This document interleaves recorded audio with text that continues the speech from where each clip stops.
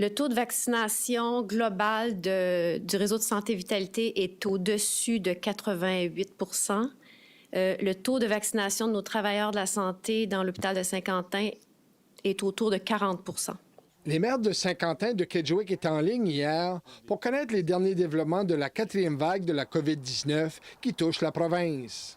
Ils ont été stupéfaits d'entendre la réponse fournie par la Dr France Desrosiers à une question de notre journaliste. Moi, je peux te dire que j'ai été énormément surprise par ce chiffre-là.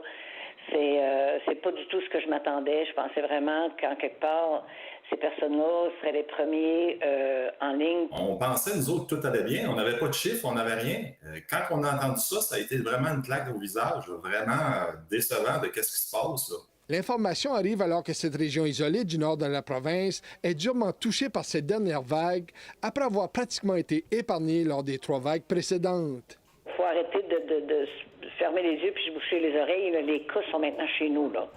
Quand on a un appel de la santé publique pour nous dire que la majorité des cas sont dans la région de Saint-Quentin et de Kedgewick, on ne peut plus faire semblant que c'est pas chez nous.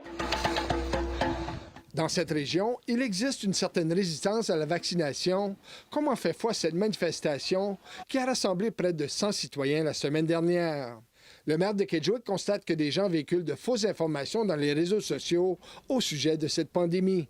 Au lieu de voir qu'est-ce qui est bien fait de la vaccination, tout ce qu'on voit, c'est la désinformation. Puis on dirait qu'on a des gens locaux ou dans la région qu'ils s'amusent à propager cette information-là. Selon le site web de Vitalité, l'Hôtel-Dieu Saint-Joseph peut compter sur une équipe de 7 médecins, 9 bénévoles et 80 employés.